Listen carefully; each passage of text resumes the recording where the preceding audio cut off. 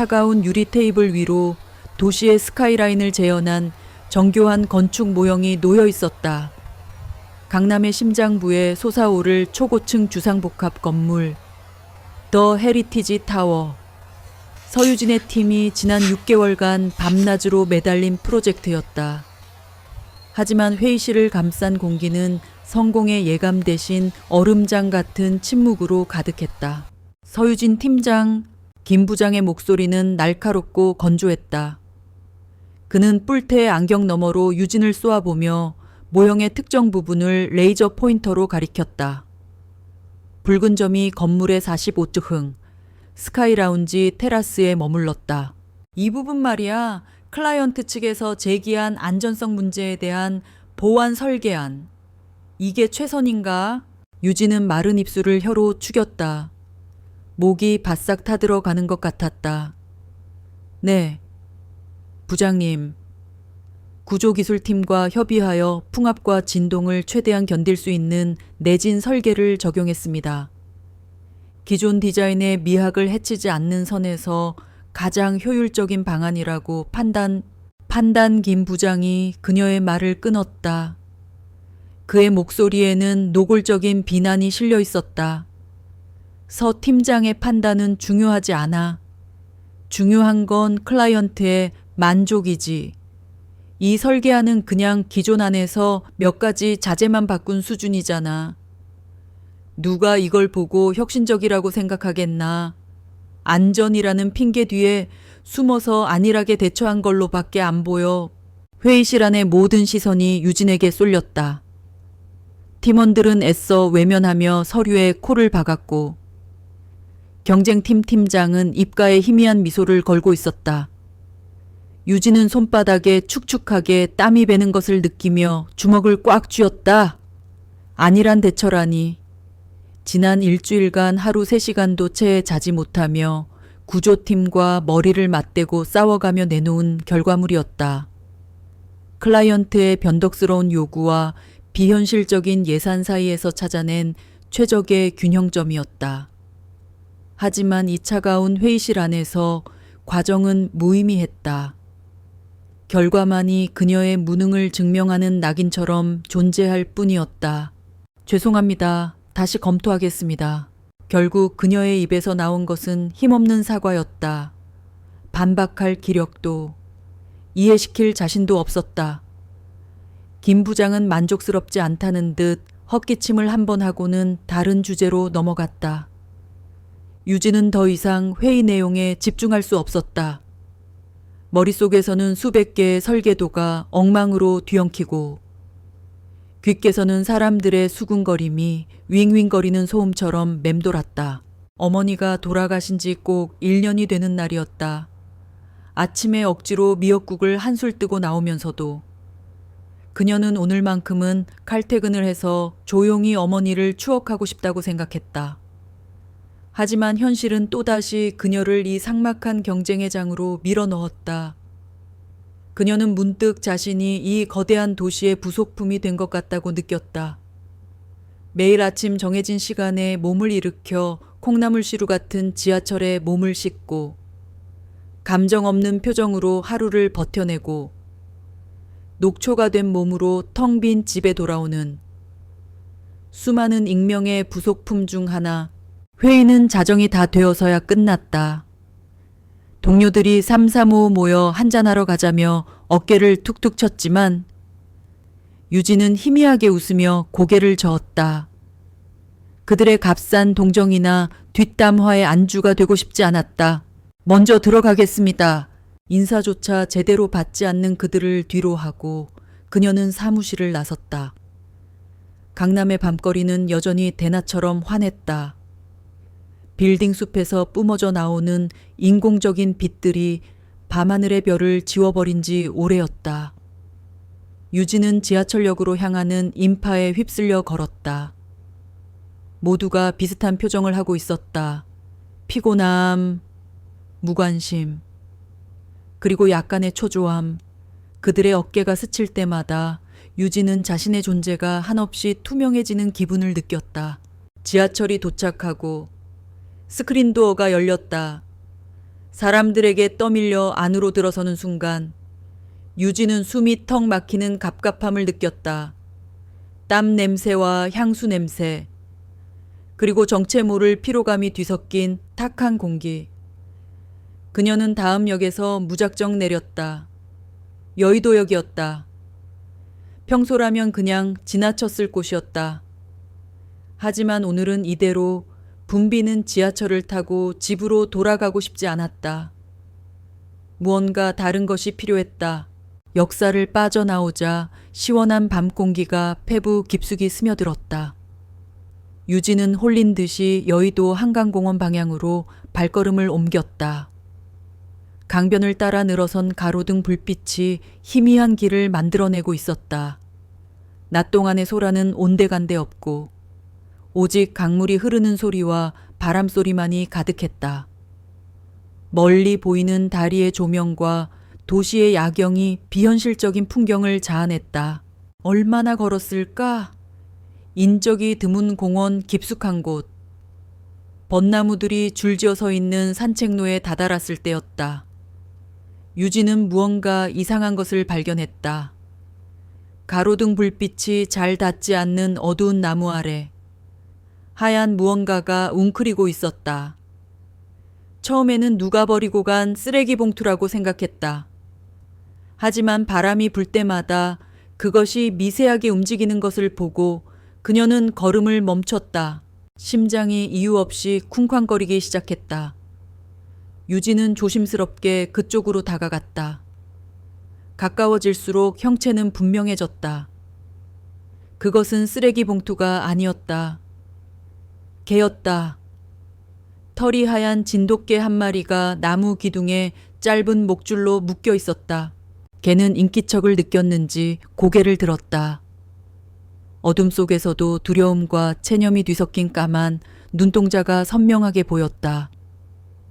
녀석은 짖지도 으르렁거리지도 않았다. 그저 모든 것을 포기한 듯 미동도 없이 유진을 바라볼 뿐이었다. 며칠은 굶었는지 앙상하게 마른 몸이 희미한 불빛 아래 드러났다. 털은 군데군데 엉겨 붙어 있었고 흙먼지로 더러워져 있었다. 유진은 그 자리에 얼어붙은 듯 서 있었다. 머릿속이 하얗게 비는 느낌이었다. 서울 한복판, 이 늦은 시간에 공원 나무에 묶여있는 계란이 현실감이 없었다. 누군가의 잔인한 장난일까? 아니면 그때 바람에 나부끼는 작은 종이 조각이 눈에 들어왔다. 나무 기둥에 투명 테이프로 조잡하게 붙어있는 A4 용지를 반으로 접은 종이었다. 유진은 마른 침을 삼키며 다가가 휴대폰 불빛을 비췄다. 삐뚤빼뚤하지만 정성스럽게 눌러 쓴 듯한 글씨가 눈에 들어왔다. 이름은 마루예요. 죄송합니다. 더 이상 제가 돌볼 수가 없게 되었습니다. 마루는 사람을 아주 좋아하는 착한 아이입니다. 부디 좋은 분을 만나 따뜻하게 지냈으면 좋겠습니다. 제발 마루를 잘 부탁드립니다. 글씨 군데군데에는 물방울이 번진 듯한 얼룩이 있었다. 그것이 빗물 자국인지 아니면 눈물 자국인지 유진은 알 수 없었다. 하지만 한 글자 한 글자에 담긴 절박함과 고통은 고스란히 느껴졌다. 이것은 단순한 유기가 아니었다. 마지막 선택을 앞둔 사람의 유서와도 같았다. 유진은 종이에서 눈을 떼고 다시 마루를 바라보았다. 마루는 여전히 같은 자세로 그녀를 보고 있었다. 그 눈빛은 원망도 기대도 아니었다. 그저 깊이를 알 수 없는 슬픔과 공허함만이 담겨 있었다. 마치 세상의 모든 소음이 차단된 듯 유진의 귀에는 자신의 심장 소리와 바람 소리 그리고 마루의 희미한 숨소리만이 들렸다. 어떻게 해야 할까? 모른 척 지나가야 할까? 하지만 발이 떨어지지 않았다. 오늘 회의실에서 느꼈던 무력감, 도시 속에서 느꼈던 소외감, 어머니를 잃은 후 마음 한구석에 자리 잡은 거대한 구멍. 그 모든 감정들이 눈앞의 작은 생명체를 향한 연민과 뒤섞여 폭풍처럼 휘몰아쳤다. 마루의 처지가 마치 자신과 겹쳐 보였다. 이 차가운 도시에서 기댈 곳 없이 버려진 존재. 주머니 속에서 휴대폰이 차갑게 느껴졌다. 유진은 망설였다. 이 일에 엮이는 순간 그녀의 그렇지 않아도 버거운 삶은 더욱 복잡해질 것이 분명했다. 하지만 나무에 묶인 채 밤을 지사을 마루의 모습을 상상하자 가슴이 저며왔다. 녀석의 눈빛이 뇌리에서 떠나지 않았다. 결국 그녀는 휴대폰을 꺼내 들었다. 손가락이 미세하게 떨렸다. 인터넷 검색창에 유기견 신고라는 단어를 입력했다. 몇 번의 터치 끝에 서울시 동물보호센터의 앞 4시간 신고 번호가 화면에 떴다. 통화 버튼을 누르기 전 유진은 마지막으로 마루를 바라보았다. 마루는 어느새 고개를 숙이고 있었다. 모든 것을 체념한 듯한 그 작은 뒷모습이 유진의 마음을 세차게 흔들었다. 그녀는 눈을 질끈 감았다. 외면할 수 없었다.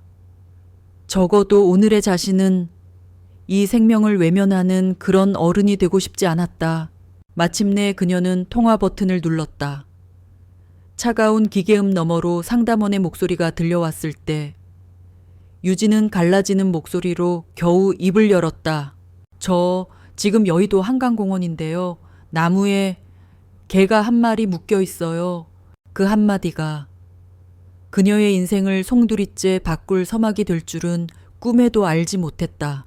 신고 전화는 생각보다 빨리 끊겼다. 상담원은 기계적인 목소리로 접수가 완료되었으며 관할 구조팀이 30분 내로 도착할 것이라고 안내했다. 30분. 그 짧은 시간이 유진에게는 영원처럼 느껴졌다. 그녀는 마루가 묶여있는 벚나무에서 조금 떨어진 차가운 돌 의자에 앉았다. 너무 가까이 다가가면 녀석이 불안해할까봐. 그렇다고 너무 멀리 떨어져서 시야에서 놓치고 싶지도 않은 어정쩡한 거리였다. 밤은 더 깊어졌고 강바람은 한층 더 차가워졌다. 얇은 트렌치코트로는 스며드는 한기를 다 막을 수 없었다. 유진은 무릎을 감싸 안고 몸을 웅크렸다. 휴대폰 화면을 켰다. 시간은 오전 12시 47분을 가리키고 있었다. 내일 아침, 아니 오늘 아침 9시에도 중요한 회의가 있었다. 어젯밤 꼬박 세우며 만든 보안 설계안은 휴지 조각이 되었고 이제 그녀는 완전히 새로운 안을 구상해야만 했다. 지금 여기서 이러고 있을 시간이 없었다. 그냥 신고했으면 됐잖아. 구조팀이 올 거라고 했으니 이제 가도 되지 않을까? 이성적인 목소리가 머릿속에서 속삭였다. 그녀는 할 만큼 했다. 비정한 세상에서 외면하지 않은 것만으로도 충분히 양심의 가책을 덜 수 있었다. 하지만 막상 엉덩이를 떼고 일어나려 하자 발이 돌덩이처럼 무거워졌다. 차마 발걸음이 떨어지지 않았다. 만약 구조팀이 오기 전에 누군가 마루를 해코지라도 한다면 아니. 그보다 더 두려운 것은 낯선 사람들이 와서 자신을 데려갈 때 이 작은 생명체가 느낄 공포였다. 적어도 발견자인 자신이 곁에 있어 주는 것이 아주 작은 위안이라도 되지 않을까. 유진은 한숨을 쉬며 다시 자리에 주저앉았다. 그래, 30분만. 딱 30분만 더 있자. 그녀는 고개를 들어 주변을 둘러보았다. 공원은 고요했지만 완전히 죽어있지는 않았다. 저 멀리 강변도로에서는 자동차들이 꼬리에 꼬리를 물고 빛의 강을 이루며 흘러가고 있었고 간간히 웃음소리를 터뜨리며 지나가는 연인들도 있었다. 그들의 세상과 유진이 앉아있는 이 작은 공간은 마치 투명한 막으로 분리된 것처럼 느껴졌다. 그들 누구도 이쪽 어둠 속에서 한 생명체가 버려진 채 떨고 있다는 사실을 알지 못했다. 그때 한 중년 남성이 규칙적인 숨소리를 내뱉으며 그녀 앞을 지나쳐 갔다. 최신형 운동복과 값비싼 러닝화를 갖춰 신은 자기 관리에 철저해 보이는 사람이었다. 그는 무심코 나무 아래 웅크린 마루를 발견하고는 잠시 걸음을 멈췄다. 유진은 혹시나 그가 도움을 줄지도 모른다는 생각에 긴장했다. 하지만 남자는 인상을 찌푸리며 혀를 한번 차더니 이내 아무 일 없었다는 듯 다시 달리기를 시작했다. 그의 입에서 나온 쯧쯧, 말세야 말세 하는 혼잣말이 바람을 타고 유진의 귀에 희미하게 들려왔다. 가슴 속에서 뜨거운 무언가가 치밀어 올랐다. 분노였다. 물론 그에게 마루를 도울 의무는 없었다. 하지만 저 노골적인 경멸과 무관심은 비수처럼 날아와 유진의 마음에 박혔다. 저 사람에게 마루는 그저 밤 산책의 불쾌한 이물질일 뿐이었다. 얼마 지나지 않아 이번에는 대학생으로 보이는 젊은 남녀 무리가 시끄럽게 떠들며 다가왔다. 그들 중 한 명이 마루를 발견하고는 과장된 목소리로 소리쳤다. 어머! 저기 좀 봐. 강아지 아냐. 누가 버렸나 봐. 대박. 그들은 기다렸다는 듯이 휴대폰을 꺼내 들고 마루를 향해 카메라 플래시를 터뜨렸다. 번쩍이는 불빛에 마루가 움찔하며 몸을 더 웅크리는 것이 보였다. 하지만 그들은 아랑곳하지 않았다. 유기견, 덤엄, 한강공원, 퍼민파남 불상의 유유 같은 해시태그를 달며 SNS에 올릴 생각에 신이 난 듯 보였다. 그들의 웃음소리와 카메라 셔터음이 유진에게는 세상에서 가장 폭력적인 소음처럼 들렸다. 동정심마저 오락거리로 소비해버리는 그들의 가벼움이 그녀를 역겹게 했다. 그녀는 자리에서 벌떡 일어나 그들에게 소리치고 싶은 충동을 억눌렀다. 지금은 감정을 드러낼 때가 아니었다. 시간이 흐르고 약속된 30분이 거의 다 되었을 무렵 멀리서 하얀색 승합차 한 대가 공원 진입로로 들어오는 것이 보였다. 차량 옆면에는 서울시 동물보호센터라는 글씨가 희미하게 보였다. 유진은 저도 모르게 자리에서 일어났다. 드디어 왔다. 안도감과 함께 정체에 모를 불안감이 동시에 밀려왔다. 차에서 내린 사람은 2명이었다. 한 명은 운전석에 남았고 다른 한 명, 젊은 여성이 장비를 챙겨 마루 쪽으로 걸어왔다. 그녀의 작업복에는 민지원이라는 이름표가 붙어 있었다. 민지원 씨는 무표정한 얼굴로 유진에게 가볍게 목례를 했다. 신고자 분이신가요? 네, 맞아요. 저기. 유진이 다급하게 입을 열었지만 민지원 씨는 손을 들어 제지했다. 그녀의 눈은 이미 마루에게 고정되어 있었다. 잠시만요. 개 상태부터 확인하겠습니다. 그녀의 목소리는 차분했지만 어딘지 모르게 사무적이었다. 그녀는 천천히, 하지만 망설임 없이 마루에게 다가갔다. 전문적인 움직임이었다. 그녀는 마루의 눈높이에 맞춰 몸을 낮추고 으르렁거리지 않는 것을 확인한 후 조심스럽게 목줄과 몸 상태를 살폈다. 유진은 숨을 죽이고 그 모습을 지켜보았다. 목줄이 심하게 파고들지는 않았네요. 외상도 없어 보이고 탈수 증세가 좀 있는 것 같습니다. 민지원 씨는 혼잣말처럼 중얼거리며 유진을 돌아보았다. 언제 발견하셨죠? 한 40분 전쯤에요. 저기. 이 종이도 같이 있었어요. 유진은 나무에 붙어있던 메모지를 조심스럽게 떼어 그녀에게 건넸다. 민지원 씨는 메모지를 받아들고 빠르게 훑어보았다. 그녀의 표정에는 여전히 아무런 변화가 없었다. 마치 매일 겪는 수많은 비극 중 하나일 뿐이라는 듯 담담했다. 주변에 주인이거나 버린 사람으로 의심되는 분은 못 보셨고요. 네, 아무도 없었어요. 알겠습니다. 민지원 씨는 짧게 대답하고는 다시 마루에게 집중했다. 그녀는 가방에서 새로운 리드줄을 꺼내 마루의 목에 채운 뒤 나무에 묶여있던 낡은 목줄을 능숙하게 풀어냈다. 자유로워진 마루는 그러나 도망가지 않았다. 오히려 겁을 먹은 듯 그 자리에 납작 엎드렸다. 그때였다. 민지원 씨가 마루를 일으켜 세워 차 쪽으로 이끌려고 하자 마루가 버티기 시작했다. 내 발을 땅에 굳게 박고 움직이지 않으려 안간힘을 썼다. 그리고는 고개를 돌려 유진을 바라보았다. 그 순간 유진은 심장이 쿵 하고 내려앉는 것을 느꼈다. 마루의 눈빛. 그것은 단순한 동물의 눈빛이 아니었다. 그 안에는 너무나도 선명한 감정이 담겨 있었다. 가지 마세요. 나를 혼자 두지 마세요. 라고 온몸으로 절규하고 있었다. 짧은 시간이었지만 마루는 자신을 외면하지 않고 곁에 있어 준 유진을 유일한 희망의 끈으로 여겼던 것이다. 이리 와, 착하지. 민지원 씨가 부드럽게 타일렀지만 마루는 요지부동이었다. 유진은 자기도 모르게 한 걸음 앞으로 나섰다. 제가 한번. 민지원 씨는 잠시 유진을 바라보더니 말없이 고개를 끄덕였다. 유진은 천천히 마루에게 다가가 그 앞에 쭈그려 앉았다. 그리고 조심스럽게 손을 내밀었다. 마루는 잠시 망설이더니 이내 다가와 유진의 손에 자신의 코를 킁킁거렸다. 따뜻하고 축축한 감촉이 손바닥에 전해졌다. 괜찮아. 마루야, 괜찮을 거야. 유진은 자기도 모르게 메모지에 적혀있던 이름을 불렀다. 그 이름을 듣자 마루의 몸에서 힘이 조금 빠지는 것 같았다.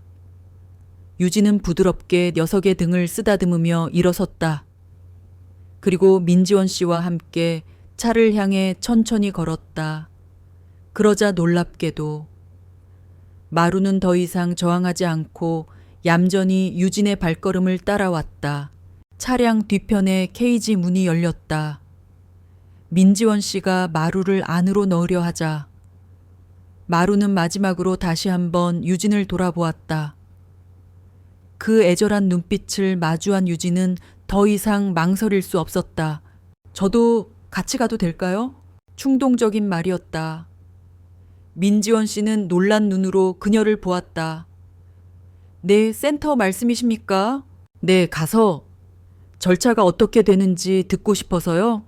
그것은 핑계였다. 사실은 그냥 마루를 이대로 혼자 보내고 싶지 않았다. 민지원 씨는 잠시 고민하더니 운전석의 동료와 눈짓을 교환하고는 고개를 끄덕였다. 조수석의 탓이죠. 유진은 급히 채 올라탔다. 차량 내부는 소독약 냄새로 가득했다. 차가 출발하고 유진은 창밖으로 빠르게 멀어지는 한강공원을 바라보았다.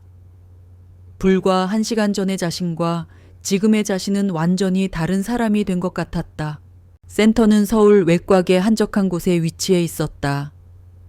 밤늦은 시간이라 주변은 칠흑같이 어두웠고 오직 센터 건물만이 창백한 불빛을 내뿜고 있었다. 높은 철책과 관계자 외 출입금지라는 팻말이 위압적인 분위기를 풍겼다. 멀리서 들려오는 다른 개들의 짖는 소리가 유진의 마음을 더욱 무겁게 짓눌렀다. 민지원 씨는 마루를 데리고 건물 안으로 들어갔다. 유진은 로비에서 잠시 기다리라는 말을 듣고 차가운 플라스틱 의자에 앉았다.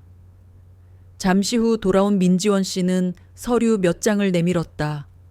발견 경위서였다. 유진은 떨리는 손으로 인적사항과 상황을 적어 내려갔다. 마루는 일단 격리실로 옮겨졌습니다.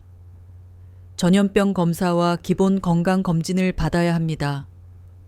법적으로 10일간 공고기간을 거치게 되고 그 기간 동안 주인이 나타나지 않으면 입양 절차가 가능해집니다. 민지원 씨는 여전히 사무적인 말투로 설명했다. 볼 수 있을까요? 아주 잠깐이라도. 민지원 씨는 고개를 저었다. 죄송하지만 규정상 안 됩니다. 격리 기간 동안에는 직원 외에는 접촉이 금지되어 있습니다. 유진은 더 이상 아무 말도 할 수 없었다. 알 수 없는 무력감이 온몸을 휩쌌다. 그녀는 자리에서 일어나 꾸벅 인사를 하고 건물 밖으로 나섰다. 터벅터벅 정문을 향해 걷는데 무심코 돌아본 건물 2층의 한 창문에 시선이 꽂혔다. 철창이 쳐진 작은 창문 너머로 희미한 불빛 아래 마루가 서 있었다. 어떻게 알았는지 녀석은 그 창가에 붙어 서서 유진이 떠나는 모습을 하염없이 내려다보고 있었다. 거리가 멀어 표정은 보이지 않았지만 유진은 느낄 수 있었다. 녀석이 지금 어떤 마음인지. 그때 복도를 지나가던 직원이 격리실의 문을 닫는 모습이 보였다. 육중한 철문이 쾅 하는 둔탁한 소리를 내며 닫혔다. 그 소리는 마치 유진의 심장에 거대한 못을 박는 것처럼 아프게 울려 퍼졌다.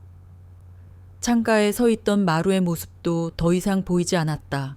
유진은 그 자리에 우두커니 서서 굳게 닫힌 철문을, 그리고 마루가 사라진 텅 빈 창문을 오랫동안 바라보았다. 이제 정말로 혼자가 되었다. 이 차갑고 낯선 곳에 그녀는 깨달았다. 자신은 더 이상 이 이야기의 방관자가 아니라는 것을. 정체를 알 수 없는 강한 끈이 자신과 마루를 단단히 엮어버렸다는 것을. 집으로 돌아가는 택시를 잡기 위해 큰 길로 걸어나가면서도 유진의 귓게는 아까 들었던 철문 닫히는 소리가 계속해서 메아리 쳤다. 택시 창밖으로 서울의 새벽 풍경이 빠르게 스쳐 지나갔다. 어둠에 잠긴 한강, 불 꺼진 빌딩들, 그리고 간간히 마주치는 취객들과 환경 미화원들. 유진은 멍하니 그 풍경을 바라보았다. 방금 전까지 있었던 서울 외곽의 동물보호센터는 마치 다른 세상의 일처럼 아득하게 느껴졌다. 하지만 손끝에 남아있는 소독약 냄새와 귓가에 맴도는 육중한 철문 소리가 그것이 냉검한 현실이었음을 상기시켰다. 마포구에 위치한 그녀의 오피스텔에 도착했을 때 동쪽 하늘이 희미하게 밝아오고 있었다. 도록을 해제하는 전자음이 텅 빈 복도에 유난히 크게 울렸다. 현관 센서 등이 자동으로 켜지며 드러난 집안은 모델하우스처럼 정갈했다. 모든 물건은 제자리에 놓여 있었고 먼지 한 톨 없이 깨끗했다. 하지만 그 완벽한 정돈 속에는 사람 사는 온기가 없었다. 오직 차가운 고요함만이 그녀를 맞이했다. 어머니가 돌아가신 후 유진은 강박적으로 집을 꾸미고 청소했다. 슬픔을 잊기 위한 발버둥이었다. 비싼 가구를 들이고 세련된 조명을 달고 계절마다 카펫을 바꿨다. 하지만 그 어떤 것으로도 집안의 공허함을 채울 수는 없었다. 오히려 비어있다는 사실만을 더욱 선명하게 부각시킬 뿐이었다. 유진은 가방을 소파에 던지듯 내려놓고 곧장 작업실로 향했다.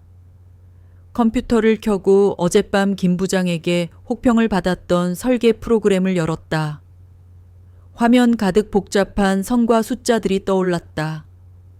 머릿속으로는 집중해야 해, 오늘 회의 전까지 대안을 만들어야 해 라고 되뇌었지만 눈은 초점을 잃고 헤맸다. 파란색 설계선들이 어느새 보호소의 차가운 철창으로 보였고 건물의 단면도는 마루가 갇혀있던 답답한 격리실처럼 느껴졌다. 마루, 지금쯤 뭘 하고 있을까? 잠은 잘 자고 있을까? 무서워하고 있지는 않을까? 생각이 꼬리에 꼬리를 물고 이어졌다. 그 작은 생명체는 지금 이 순간에도 낯설고 차가운 공간에서 홀로 떨고 있을 터였다. 자신을 유일한 희망으로 여기며 애타게 바라보던 그 눈빛이 심장을 찔렀다. 유진은 거칠게 마우스 스크롤을 내렸다. 하지만 화면 속 복잡한 구조물은 그녀의 머릿속을 더욱 어지럽힐 뿐이었다. 결국 그녀는 쾅 소리를 내며 노트북을 덮어버렸다. 무력하게 의자에 몸을 기댄 그녀의 시선이 책상 한쪽에 놓인 액자에 닿았다. 빛바랜 사진 속에는 10살 남짓한 어린 유진이 하얀 털 뭉치 같은 강아지를 품에 안고 활짝 웃고 있었다. 그녀의 첫 반려견. 봄이었다. 진돗개 믹스였던 봄이는 유진의 어린 시절 그 자체였다. 학교에서 속상한 일이 있을 때, 친구와 다퉜을 때, 누구에게도 말 못할 비밀이 생겼을 때, 유진은 항상 봄이를 끌어안고 모든 것을 털어놓았다. 봄이는 말없이 그녀의 눈물을 핥아주었고 따뜻한 천으로 그녀를 위로해 주었다. 사진 속 어린 유진의 옆에는 어머니가 인자한 미소로 서 있었다. 길에서 상자에 담겨 버려진 봄이를 집에 데려온 것은 바로 어머니였다. 아버지는 집안에서 동물을 어떻게 키우냐며 반대했지만 어머니는 생명은 다 귀한 거란다. 우리가 품어줘야지. 라며 봄이를 가족으로 맞이했다. 그때의 어머니는 세상에서 가장 강하고 따뜻한 사람처럼 보였다. 유진은 액자를 들어 올렸다. 차가운 유리 위로 어머니의 얼굴을 천천히 쓸어보았다. 15년을 함께한 봄이가 무지개 다리를 건넜을 때 유진은 며칠 밤낮을 울었다. 그때도 어머니는 말없이 그녀의 등을 토닥여 주었다. 하지만 1년 전 어머니가 암투병 끝에 세상을 떠났을 때 그녀의 등을 토닥여 줄 사람은 아무도 없었다. 집안을 가득 채웠던 어머니의 잔소리, 웃음소리, 음식 냄새가 모두 사라졌다. 그 빈자리를 채운 것은 숨막히는 정적뿐이었다.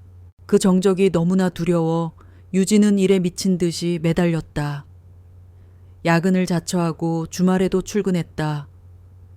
어떻게든 바쁘게 몸을 움직여야 슬픔을 느낄 틈이 없을 것 같았다. 하지만 그것은 임시방편일 뿐. 텅 빈 집에 돌아오는 순간이면 어김없이 거대한 슬픔과 외로움이 파도처럼 그녀를 덮쳤다. 그때 휴대폰이 요란하게 울렸다. 화면에 뜬 이름은 서우진. 그녀의 3살 터울 남동생이었다. 누나, 아직 안 자. 수화기 너머로 들려오는 동생의 명랑한 목소리에 유진은 저도 모르게 입가에 희미한 미소를 지었다. 웬일이야. 이 시간에 그냥 누나 오늘 엄마 기일이잖아. 밥은 챙겨 먹었나 해서. 먹었어. 아침에 너는? 나야 뭐. 친구들이랑 있었지. 근데 누나 목소리가 왜 그래? 완전 잠겼네. 또 밤새우고 이랬지. 우진의 목소리에 걱정이 가득했다. 유진은 동생의 걱정이 고마우면서도 한편으로는 부담스러웠다. 마루에 대한 이야기를 꺼내야 할까? 하지만 어떻게 설명해야 할지 막막했다. 공원에서 개를 주웠고 그래서 밤새 한숨도 못 잤다는 말을 동생이 이해할 수 있을까? 분명 누나, 제발 쓸데없는 일에 휘말리지 좀 마. 라며 잔소리를 할 것이 뻔했다. 아니야. 그냥 좀 피곤해서 그래. 회의 준비할 게 많아서 적당히 좀 해. 그러다 몸 상한다. 엄마도 하늘에서 걱정하실 거야. 주말에 본가에 내려갈 건데 누나도 같이 갈래. 보고 바쁘면 못 갈 수도 있어. 알았어. 아무튼 너무 무리하지 말고 잠 좀 자. 끊는다. 전화가 끊기고 집안에는 다시 정적이 흘렀다. 동생의 따뜻한 걱정은 오히려 유진을 더욱 비참하게 만들었다. 그녀는 가족에게조차 자신의 속마음을 제대로 털어놓지 못하는 외톨이가 되어 있었다. 불안감이 목까지 차올랐다. 이대로는 안 될 것 같았다. 정말 아무것도 손에 잡히지 않았다. 그녀는 결국 다시 휴대폰을 들었다. 그리고 망설임 끝에 어젯밤 저장해둔 동물보호센터의 번호를 눌렀다. 너무 이른 아침이라 실례가 아닐까 걱정됐지만 확인하지 않고는 견딜 수가 없었다. 몇 번의 신호음 끝에 익숙한 목소리가 들려왔다. 민지원 씨였다. 아마도 밤샘 근무를 한 모양이었다. 서울시 동물보호센터입니다. 안녕하세요. 어젯밤에 여의도에서 진돗개 신고했던 사람인데요. 네, 기억합니다. 무슨 일이시죠? 민지원 씨의 목소리는 어젯밤과 마찬가지로 침착하고 사무적이었다. 그 강아지? 아니, 마루요. 상태가 어떤지 궁금해서요. 밤새 별일은 없었나요? 유진은 자신의 목소리가 미세하게 떨리는 것을 느꼈다. 수화기 너머로 잠시 서류 넘기는 소리가 들렸다. 잠시만요. 확인해 보겠습니다. 네. 특이사항 없습니다. 수의사 선생님이 오전에 회진돌 예정이고 현재는 격리실에서 안정을 취하고 있습니다. 밥은 먹었나요? 무서워하지는 않고요. 질문이 유치하다는 것을 알면서도 묻지 않을 수 없었다. 민지원 씨는 잠시 뜸을 들이다 대답했다. 사료를 조금 먹긴 했습니다. 낯선 환경이라 경계심을 보이는 건 당연하고요. 너무 걱정하지 않으셔도 됩니다. 저희가 규정대로 잘 보호하고 있으니까요. 규정대로. 그 말이 유진의 가슴을 답답하게 짓눌렀다. 마루에게 필요한 것은 차가운 규정이 아니라 따뜻한 손길일 텐데 그럼 법적으로 10일간 공고기간을 거친다고 하셨죠? 그 후에는 어떻게 되나요? 공고기간 내에 주인이 나타나지 않으면 소유권이 해당 지자체로 이전됩니다. 그 이후부터 입양 절차가 가능합니다. 입양을 원하시면 미리 신청서를 작성해서 제출해 주셔야 하고요. 신청하면 바로 입양할 수 있는 건가요? 그렇지 않습니다. 신청자의 환경, 동거 가족 유무, 경제적 능력 등 여러 가지를 종합적으로 심사해서 가장 적합한 가정으로 보내게 됩니다. 입양 경쟁이 생길 수도 있고요. 민지원 씨의 설명은 친절했지만 하나하나가 모두 넘어야 할 산처럼 느껴졌다. 유진은 입술을 깨물었다. 경쟁. 어젯밤 보았던 그 양복 입은 남자와 기암 조 파키 얼굴이 떠올랐다. 알겠습니다. 감사합니다. 전화를 끊고 나서도 유진은 한참 동안 휴대폰을 손에 쥔 차에 서 있었다. 마음이 조금도 편안해지지 않았다. 오히려 불안감은 눈덩이처럼 불어나 있었다. 가장 적합한 가정이라는 말이 머릿속을 맴돌았다. 하루의 대부분을 회사에서 보내는 독신 여성인 자신이 과연 적합한 가정의 조건에 부합할 수 있을까? 하지만 이대로 마루를 포기할 수는 없었다. 그 슬픔 가득한 눈동자를, 자신을 향해 절박하게 도움을 청하던 그 눈빛을 외면할 수는 없었다. 그것은 과거의 자신을, 그리고 지금의 자신을 외면하는 것과 같았다. 유진은 결심했다. 그녀는 다시 작업실 의자에 앉았다. 하지만 이번에는 설계 프로그램을 열지 않았다. 대신 인터넷 브라우저를 열고 검색창에 한 글자 힘주어 입력했다. 서울시 동물보호센터 입양 절차 및 조건. 화면에 수많은 링크와 정보들이 쏟아져 나왔다. 복잡한 서류 양식, 까다로운 조건, 긴 대기 시간, 쉽지 않은 길이 될 것임이 분명했다. 하지만 유진은 더 이상 두렵지 않았다. 그녀는 스크롤을 내리며 입양 신청서 양식을 다운로드했다. 화면의 하얀 빈칸들을 바라보며 그녀는 이곳을 자신의 진심으로 채워나가겠다고, 그래서 마루의 가족이 되겠다고 조용히 다짐했다. 그것은 그녀가 자신에게, 그리고 세상을 떠난 어머니에게, 또 어딘가에서 자신을 기다리고 있을 마루에게 보내는 약속이었다. 오전 내내 유진은 그야말로 영혼 없는 직장인이었다. 컴퓨터 모니터에는 복잡한 설계도가 떠 있었지만 그녀의 눈은 허공을 맴돌았다. 김 부장의 독촉과 팀원들의 눈치가 등 뒤에 따갑게 느껴졌지만 그녀의 모든 신경은 서울 외곽의 동물보호센터에 쏠려 있었다. 점심시간을 알리는 12시 정각 알람이 울리자마자 유진은 거의 튀어나가듯 자리에서 일어났다. 서 팀장, 식사하러 안 가? 팀원이 물었지만 유진은 가방을 챙기며 건성으로 대답했다. 오후에 미팅이 있어서요. 먼저 나가서 간단히 해결해야 할 것 같아요. 거짓말이었다. 그녀는 회사 건물을 빠져나오자마자 택시를 잡아탔다. 기사님, 최대한 빨리요. 목적지를 말하는 그녀의 목소리는 다급했다. 점심시간은 고작 1시간. 왕복 교통시간을 빼면 센터에 머무를 수 있는 시간은 기껏해야 20분 남짓이었다. 무모한 행동이라는 것을 알았지만 지금 그녀에게는 마루의 얼굴을 직접 보는 것보다 더 중요한 일은 없었다. 낮에 찾은 동물보호센터는 밤과는 또 다른 풍경이었다. 직원들이 분주하게 오가고 자원봉사자들이 개들을 데리고 산책시키는 모습이 보였다. 하지만 그 활기찬 분위기 속에서도 건물 전체를 감싼 미묘한 슬픔과 체념의 공기는 여전했다.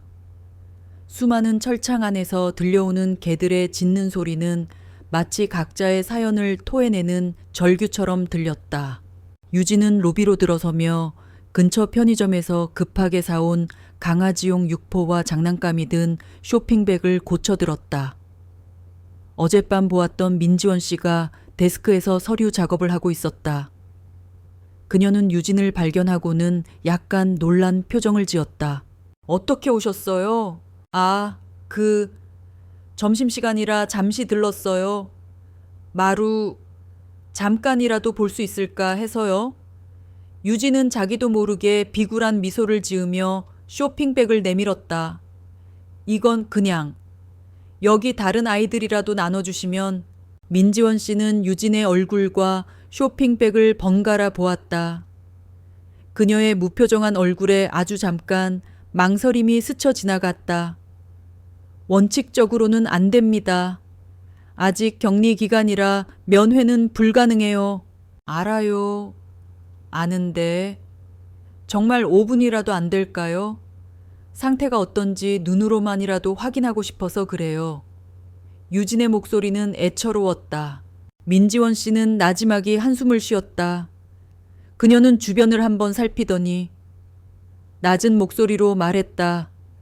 따라오세요 대신 정말 잠깐입니다. 소장님께 들키면 저도 곤란해져요. 감사합니다. 정말 감사합니다. 유진은 몇 번이고 고개를 숙였다. 민지원 씨를 따라 복도를 걷는 내내 유진의 심장은 세차게 뛰었다. 복도 양옆으로는 수많은 견사들이 늘어서 있었다. 각양각색의 개들이 철창에 매달려 유진을 향해 지저댔다. 그들의 눈빛 속에는 호기심, 경계심, 그리고 버려진 존재들의 깊은 슬픔이 뒤섞여 있었다.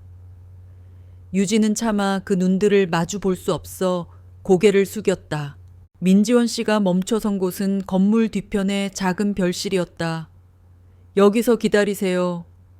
마루 데리고 오겠습니다.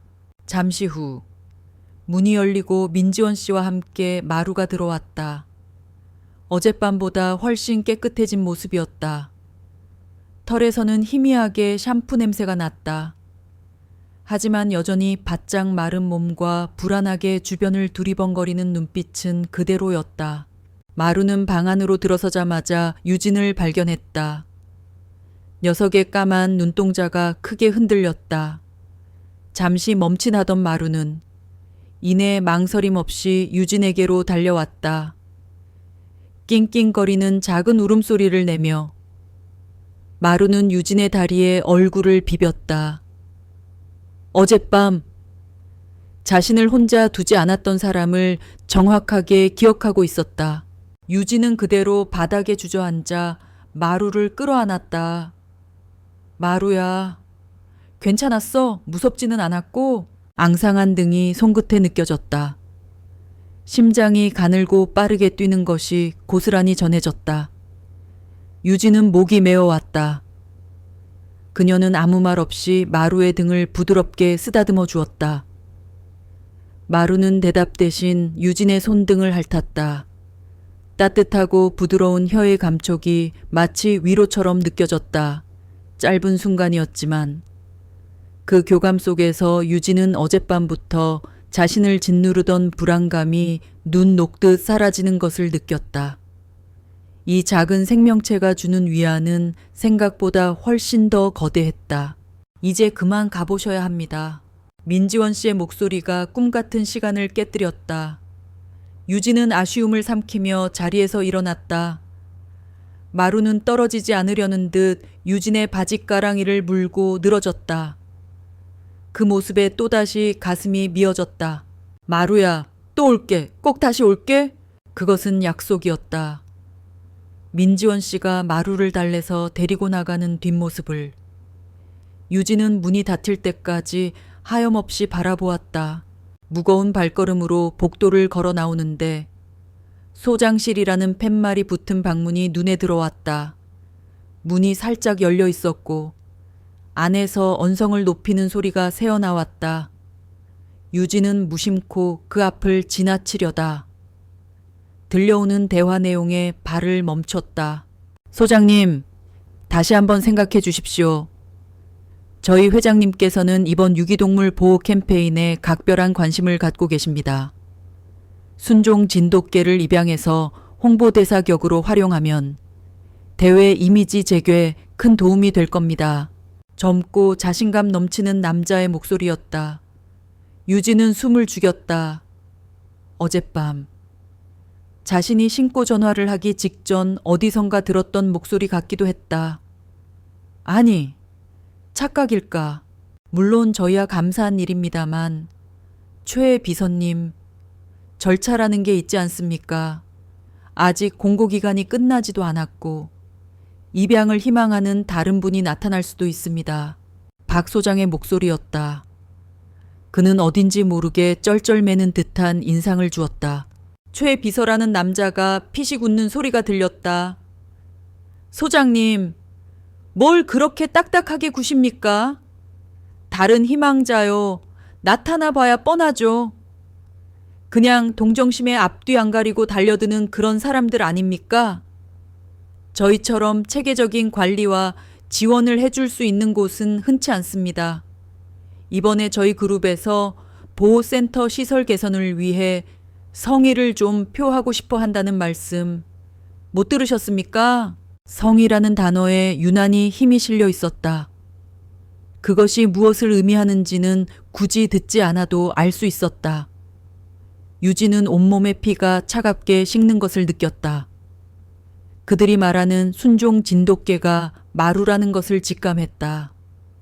마루는 그들에게 생명이 아니라 기업 이미지를 포장하기 위한 도구일 뿐이었다. 박 소장이 머뭇거리며 대답했다. 그 마음은 정말 감사드립니다만 소장님, 최 비서의 목소리가 차갑게 가라앉았다. 솔직히 말씀드리죠. 저희는 이미 그게로 결정했습니다. 어젯밤에 저희 직원이 직접 발견해서 신고까지 했습니다. 연이 닿은 거죠. 서류상으로 문제없게 처리하는 건 소장님 재량에 달렸습니다. 저희는 좋은 게 좋은 거라고 생각합니다만 일이 복잡해지는 건 피차 원치 않으시겠죠? 유진은 귀를 의심했다. 자신들이 발견해서 신고했다니 새빨간 거짓말이었다. 그들은 마루를 발견하고도 모른 척 지나갔거나 혹은 SNS에 올릴 사진 몇 장 찍고는 버려두었을 것이다. 그러다 유진이 신고한 것을 알고는 뒤늦게 자신들의 공으로 가로채려 하는 것이 분명했다. 더 이상 듣고 있을 수가 없었다. 유진은 조용히 몸을 돌려 그 자리를 벗어났다. 심장이 분노와 절망감으로 거세게 요동쳤다. 돈과 권력 앞에서 한 생명의 운명이 이렇게 쉽게 거래될 수 있다는 사실이 역겨웠다. 박 소장의 우유부단한 태도는 이미 답을 정해놓은 것처럼 보였다. 로비로 나왔을 때 그녀는 민지원 씨와 다시 마주쳤다. 민지원 씨는 창백하게 질린 유진의 얼굴을 보고는 무언가 짐작했다는 듯 아무것도 묻지 않았다. 유진은 거의 울음이 터져 나오려는 것을 간신히 참으며 물었다. 제가 마루를 입양하려면 어떻게 해야 하죠? 민지원 씨는 말없이 데스크 서랍을 열었다. 그리고 서류 뭉치 하나를 꺼내 유진에게 건넸다. 두툼한 입양 신청서와 안내문이었다. 꼼꼼히 읽어보시고 빠짐없이 작성해서 제출해 주세요. 가족관계증명서랑 주민등록등본, 소득증빙 서류도 필요합니다. 사진도 첨부하셔야 하고요. 그녀의 목소리는 여전히 사무적이었지만 유진은 그 안에 담긴 희미한 응원의 기운을 느낄 수 있었다. 그녀는 단순히 서류를 건넨 것이 아니었다. 이 부당한 싸움에서 유진의 편에 서겠다는 무언의 신호였다. 유진은 서류 뭉치를 가슴에 꼭 끌어안았다. 감사합니다. 그녀는 고개를 깊이 숙여 인사하고 보호센터를 나섰다. 택시를 타고 회사로 돌아오는 내내 유진의 머릿속은 복잡하게 돌아갔다. 상대는 거대한 기업이었다. 승산이 없는 싸움일지도 모른다. 하지만 그녀는 포기할 수 없었다. 손안에 든 서류 뭉치의 무게가 그녀에게 주어진 유일한 무기처럼 느껴졌다. 이 종이 위에 자신의 진심을 모두 쏟아부어 마루를 지켜내리라. 그녀는 굳게 다짐했다. 회사로 돌아온 유진은 완전히 다른 사람이 되어 있었다. 이전까지 그녀를 짓누르던 무기력과 피로는 온데간데 없었다. 대신 그 자리에는 차갑고 단단한 결의가 들어찼다. 그녀의 눈빛은 마치 중요한 프레젠테이션을 앞둔 전사처럼 날카롭게 빛났다. 동료들은 점심시간이 끝나고 돌아온 그녀의 기백에 눌려 감히 말을 걸지 못했다. 자리에 앉은 유진은 가장 먼저 입양 신청서 서류 뭉치를 꺼내 꼼꼼히 읽어 내려갔다. 한 장 한 장 넘길수록 그녀의 표정은 점점 더 굳어졌다. 생각보다 훨씬 더 복잡하고 까다로운 절차였다.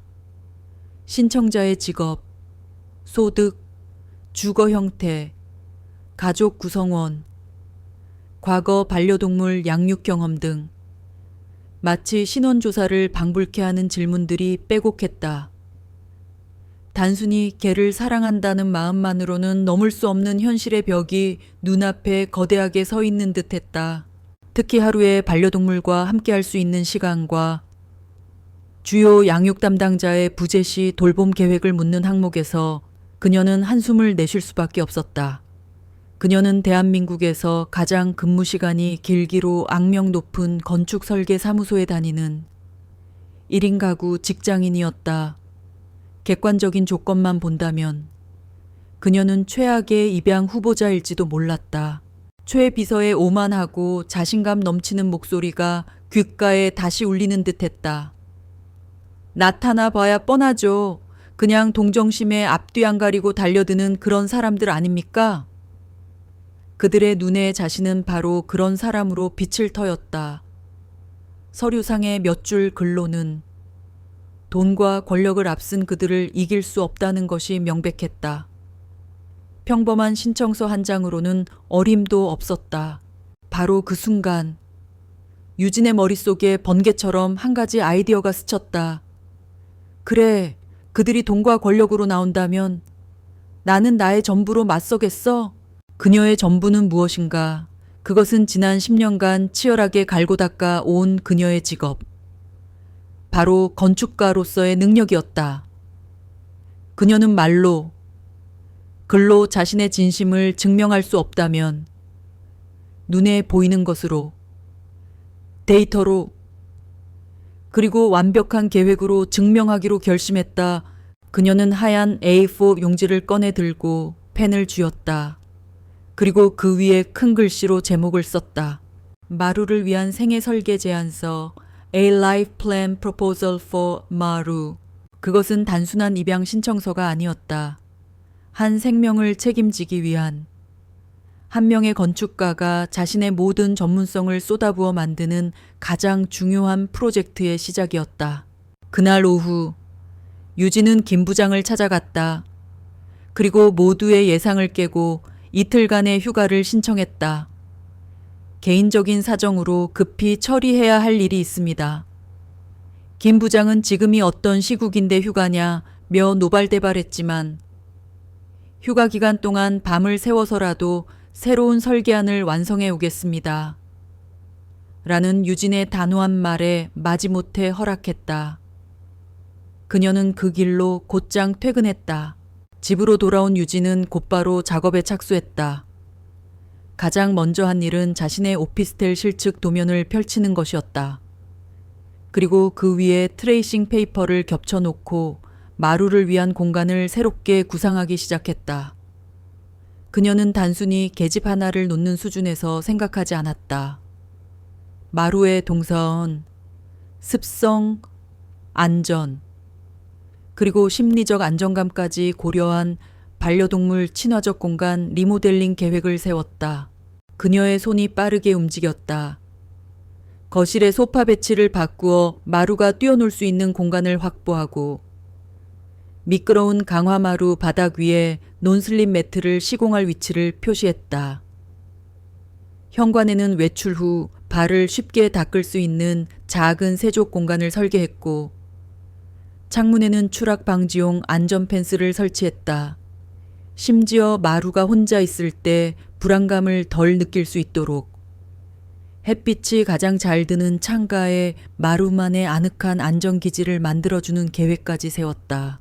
밤이 깊어가는 줄도 모르고 그녀는 도면에 몰두했다. 손으로 그린 스케치가 어느 정도 완성되자 그녀는 컴퓨터를 켜고 3D 모델링 프로그램을 실행했다. 지난 며칠간 그녀를 괴롭혔던 그 프로그램이 이제는 마루를 위한 희망을 만드는 도구가 되었다. 그녀의 손끝에서 텅 비어 있던 오피스텔은 마루를 위한 따뜻하고 안전한 공간으로 조금씩 변해가고 있었다. 렌더링된 이미지 속에서 햇살 가득한 거실을 자유롭게 노니는 마루의 모습을 상상하자 유진은 저도 모르게 미소를 지었다. 공간 설계가 끝나자 그녀는 다음 단계로 넘어갔다. 마루의 일과 및 생애주기별 케어 플랜이었다. 그녀는 엑셀 프로그램을 열어 시간대별로 빼곡하게 계획을 짜기 시작했다. 오전 6시 30분 기상 및 아침 산책, 7시 30분 아침 식사, 8시 30분 출근 전놀이 및 분리불안 완화 훈련, 퇴근 후 저녁 산책과 교감 활동, 주말 특별 활동 계획까지 마치 신입사원 연수 계획표를 짜듯 체계적으로 구성했다. 또한 마루의 연령에 따른 예방접종 계획, 건강검진 주기, 예상되는 질병과 그에 대한 의료비 계획까지 상세하게 정리했다. 그녀는 자신의 월급 명세서를 바탕으로 마루 전용 비상의료비 적금 통장을 개설하겠다는 계획과 구체적인 월 저축액까지 명시했다. 이것은 감정에 기댄 막연한 약속이 아니었다. 숫자로 증명하는 현실적인 책임감의 표현이었다. 꼬박 이틀 동안 유진은 집 밖으로 한 발짝도 나가지 않고 제안서 작성에만 매달렸다. 식사는 배달 음식으로 대충 때웠고 잠은 서너 시간씩 쪽잠을 자는 게 전부였다. 하지만 조금도 피곤하지 않았다. 오히려 시간이 흐를수록 머리는 맑아졌고 가슴속에서는 뜨거운 열정이 솟아났다. 이것은 그녀가 건축가라는 직업을 가진 이래 처음으로 누군가의 강요가 아닌 오직 자신의 의지로 만들어내는 가장 완벽한 결과물이었다. 휴가 마지막 날 저녁. 거의 완성된 제안서를 검토하고 있을 때 현관 도어록 누르는 소리가 들렸다. 비밀번호를 알고 있는 사람은 단 한 명뿐이었다. 누나 안에 있어. 동생 우진이 검은 비닐봉지를 흔들며 들어왔다. 전화도 안 받고 무슨 일 있나 해서 와봤지. 밥은 먹었어? 내가 누나가 제일 좋아하는 족발 사왔다. 우진은 거실 테이블 위에 어지럽게 널려있는 도면과 서류들을 보고는 휘파람을 불었다. 와, 이게 다 뭐야? 회사 일이야 무슨 프로젝트인데 집까지 와서 일해. 유진은 퀭한 눈으로 동생을 보며 희미하게 웃었다. 회사 일 아니야. 내 인생에서 가장 중요한 프로젝트야. 그녀는 지난 며칠간 있었던 일을 우진에게 모두 털어놓았다. 여의도 공원에서 마루를 발견한 이야기, 동물보호센터에서의 일, 그리고 대기업 비서와의 악연까지. 이야기를 듣는 내내 장난기 가득했던 우진의 표정은 점점 심각해졌다. 모든 이야기를 들은 우진은 잠시 아무 말도 하지 않았다. 그는 테이블 위에 놓인 마루를 위한 생애 설계 제안서를 천천히 넘겨보았다. 정교한 3D 투시도, 꼼꼼하게 짜인 일정표, 현실적인 예산 계획. 그는 감탄과 안쓰러움이 뒤섞인 눈으로 누나를 바라보았다. 누나, 진짜 대단하다! 예상했던 잔소리 대신 진심 어린 감탄이 흘러나왔다. 엄마가 하늘에서 봤으면 정말 자랑스러워 했을 거야. 우리 누나. 역시 엄마 딸 맞네. 그 한마디에 지난 며칠간 팽팽하게 버텨왔던 유진의 감정선이 툭 하고 끊어졌다. 그녀의 눈에 뜨거운 눈물이 핑 돌았다. 우진은 말없이 다가와 누나의 어깨를 감싸 안았다. 혼자 너무 애쓰지 마. 내가 도와줄게. 이런 건 혼자 하는 거 아니야. 그날 밤 남매는 나란히 앉아 제안서를 함께 검토하고 보완했다. 우진은 대학생다운 재기 발랄함으로 마루의 사회화 및 친구 만들기 프로젝트 같은 아이디어를 덧붙였고, 유진이 미처 챙기지 못한 법적인 부분이나 행정 절차에 대해서도 꼼꼼하게 자료를 찾아주었다. 동생의 든든한 지원 속에서 유진의 제안서는 단순한 계획을 넘어 한 가족이 새로운 구성원을 맞이하기 위한 따뜻한 약속의 증거로 완성되어 갔다. 다음 날 아침, 출근 준비를 마친 유진은 그 어느 때보다 단단한 표정을 하고 있었다. 두툼하게 출력된 제안서는 묵직한 무기처럼 손에 들려 있었다. 동물보호센터에 도착한 그녀는 곧장 민지원 씨를 찾았다. 민지원 씨는 밤샘 근무로 지친 얼굴이었지만 유진을 보자 희미하게 고개를 끄덕여 보였다. 입양 신청서 준비해 왔습니다. 유진은 준비해온 서류 뭉치를 그녀의 데스크 위에 올려놓았다. 민지원 씨는 서류의 두께에 한번 놀라고 표지에 적힌 마루를 위한 생애 설계 제안서라는 제목에 또 한 번 놀랐다. 그녀는 무표정한 얼굴을 유지하려 애쓰며 첫 장을 넘겼다. 한 장, 두 장 페이지가 넘어갈수록 그녀의 눈동자가 미세하게 흔들리기 시작했다. 그녀는 수많은 입양 신청서를 봐왔지만 이런 것은 처음이었다. 그 안에는 단순한 동정심이나 막연한 애정이 아니었다. 한 생명의 무게를 온전히 감당하려는 처절한 진심과 냉철한 책임감이 담겨 있었다. 마지막 장을 덮은 민지원 씨는 한참 동안 아무 말도 하지 않았다. 그녀는 서류에서 눈을 들어 유진을 가만히 바라보았다. 그 눈빛에는 더 이상 사무적인 냉정함은 없었다. 대신 깊은 존중과 희미한 감동이 어리고 있었다. 접수하겠습니다. 그녀는 서류에 접수 도장을 찍으며 짧게 말했다. 그것이 그녀가 할 수 있는 최선의 응원이었다. 유진은 고개를 숙여 인사하고 센터를 나섰다. 이제 그녀가 할 수 있는 일은 끝났다. 주사위는 던져졌고 남은 것은 오직 하늘의 뜻을 기다리는 것뿐이었다. 그날 이후 유진에게 시간은 두 가지 속도로 흘렀다. 회사에서의 시간은 끔찍하게 느렸다. 끝없이 이어지는 회의, 쏟아지는 업무 요청, 김 부장의 날카로운 지적. 그 모든 것이 소음처럼 멀게만 느껴졌다.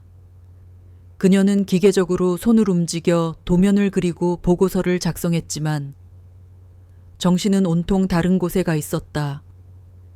마치 뇌의 절반이 잠든 것처럼 현실에 대한 감각이 무뎌졌다. 반면 혼자 있는 시간은 미친 듯이 빨리 흘러갔다. 마루의 입양 공고 기간인 10일, 그중 주말을 제외하고 심사가 이루어질 7일이라는 시간은 영원처럼 길게 느껴지면서도 동시에 카운트다운을 앞둔 시한폭탄처럼 초조하게 다가왔다. 그녀는 10분에 한 번씩 휴대폰을 확인했다. 혹시 보호센터에서 연락이 오지 않았을까? 부재중 전화가 찍혀 있지는 않을까? 진동이 울리는 환각을 느낄 때마다 심장이 철렁 내려앉았다. 밤에는 잠을 이룰 수 없었다. 눈을 감으면 마루의 슬픈 눈동자와 최애 비서의 거만한 얼굴이 번갈아 나타나 그녀를 괴롭혔다. 주말 동안 그녀는 거의 폐인처럼 지냈다. 입양 심사에 조금이라도 도움이 될까 싶어 반려동물 관련 서적들을 닥치는 대로 읽고 인터넷으로 유기견 행동 교정 강의를 찾아 들었다. 그녀의 열정적인 제안서가 단순한 감정의 산물이 아님을, 철저한 준비에 기반한 것임을 증명하고 싶었다. 월요일, 초조함이 극에 달했을 때 그녀는 다시 한번 보호센터를 찾았다. 이번에는 공식적인 방문이 아니었다. 주말 동안 모아두었던 헌수건과 신문지를 기부한다는 핑계를 댔다. 로비에서 그녀는 민지원 씨와 마주쳤다. 민지원 씨의 얼굴에는 피로와 곤혹스러움이 뒤섞여 있었다. 어떻게 또, 그냥 지나는 길에 들렀어요. 이거라도 보탬이 될까 해서요. 유진은 애써 밝게 웃으며 수건이 담긴 상자를 내려놓았다. 마루는 잘 있죠.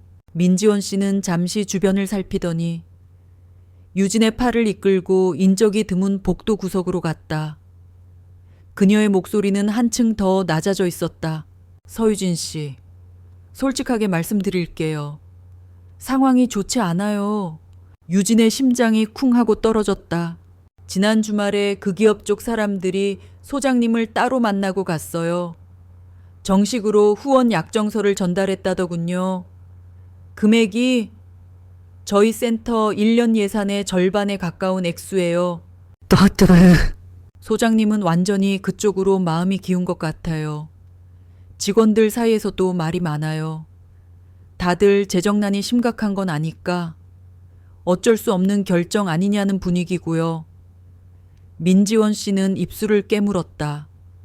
유진 씨가 제출한 제안서, 제가 소장님께 보여드리면서 강력하게 어필했어요. 이건 진심이라고, 이런 분이 마루의 가족이 되어야 한다고. 하지만 그녀는 말을 잇지 못했다. 하지만 그 침묵 속에서 유진은 모든 것을 읽을 수 있었다. 거대한 돈의 힘 앞에서 자신의 진심은 너무나 작고 초라한 것이었다. 제가 할 수 있는 건 아무것도 없을까요? 유진의 목소리가 가늘게 떨렸다. 민지원 씨는 안타까운 눈으로 그녀를 바라보았다. 저도 방법을 찾고는 있지만 쉽지 않네요. 일단 공고기간이 끝날 때까지 기다려보는 수밖에요. 기적이라도 일어나지 않는 한, 기적, 유진은 씁쓸하게 웃었다.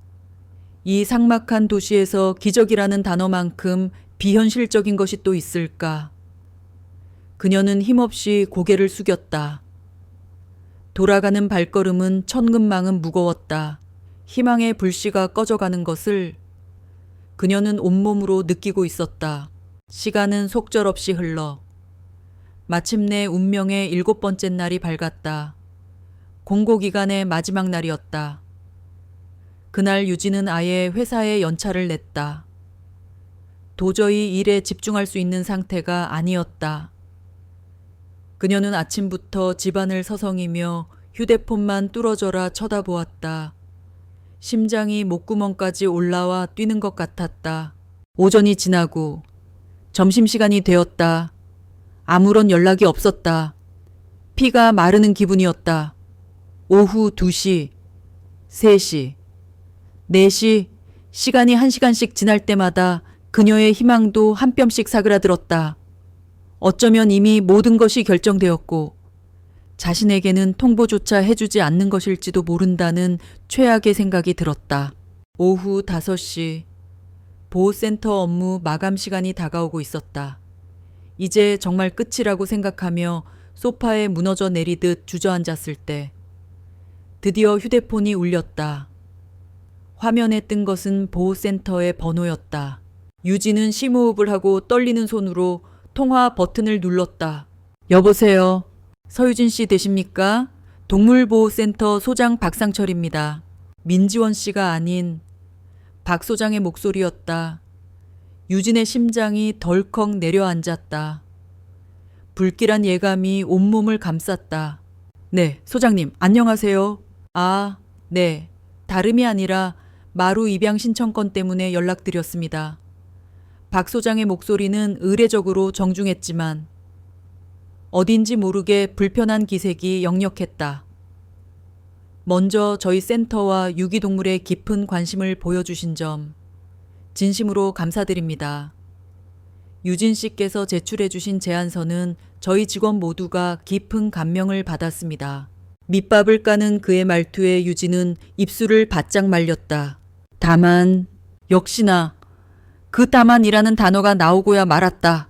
저희가 행정 절차를 처리하는 과정에서 작은 실수가 있었습니다.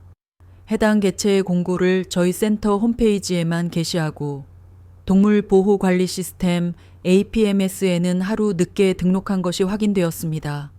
법적으로 공고기간은 양쪽 모두에 게시된 시점부터 산정되어야 하므로 부득이하게 공고기간을 내일, 즉 금요일까지 하루 더 연장하게 되었음을 알려드립니다.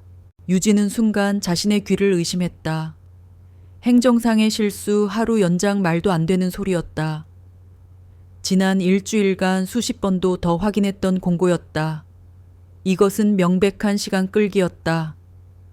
내일, 금요일 오전에 그 기업과 정식으로 입양 절차를 마무리하고 자신에게는 경쟁에서 밀렸다고 통보하기 위한 비겁한 수작임이 틀림없었다. 소장님, 그게 무슨 말씀이세요? 분명히 오늘까지라고. 정말 죄송하게 됐습니다. 서유진 씨, 박 소장은 그녀의 말을 자르며 기계적으로 말했다. 법적 절차의 투명성을 위한 조치이니 너그러이 양해해 주시기 바랍니다. 최종 결과는 내일 업무 마감 전까지 다시 연락드리도록 하겠습니다. 그럼 이만. 잠깐만요, 소장님. 유진이 다급하게 외쳤지만 전화는 이미 뚝 소리를 내며 끊어져 있었다. 수화기를 든 채 그녀는 한동안 그 자리에 망연자실하게 서 있었다. 온몸에서 힘이 빠져나갔다. 거대한 벽 앞에서 철저하게 농락당한 기분이었다. 분노와 무력감이 뒤섞여 눈물이 핑 돌았다. 그녀가 밤새워 만들었던 진심 어린 제안서는 결국 돈과 권력 앞에서 한낱 종이뭉치에 불과했던 것이다. 모든 것이 끝났다. 유진은 휴대폰을 소파 위로 던져버렸다.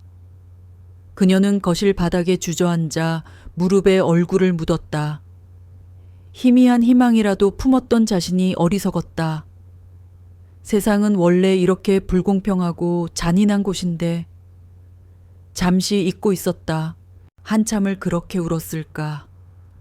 어깨가 들썩일 때마다 서러움이 복받쳐 올랐다. 그때 소파 위에 던져두었던 휴대폰이 다시 울리기 시작했다. 유진은 고개를 들었다. 또 보호센터일까? 아니면 이젠 받고 싶지 않은 동정의 전화일까? 그녀는 액정에 뜬 이름을 확인했다. 동생 우진이었다. 지금은 그 누구와도 이야기하고 싶지 않았다. 하지만 벨소리는 끈질기게 이어졌다. 결국 유진은 훌쩍거리며 전화를 받았다. 왜? 누나 목소리가 왜 이래 울었어? 무슨 일이야? 센터에서 연락 왔어? 우진의 다급한 목소리가 수화기를 뚫고 들려왔다. 유진은 차마 말을 잇지 못하고 흐느꼈다. 누나, 일단 진정하고 내 말 들어봐. 지금 당장 컴퓨터 켜서 댕댕이 사랑방 카페 들어가 봐. 그게 무슨 소리야? 됐고. 빨리 내가 카톡으로 링크 보냈어? 대박이야.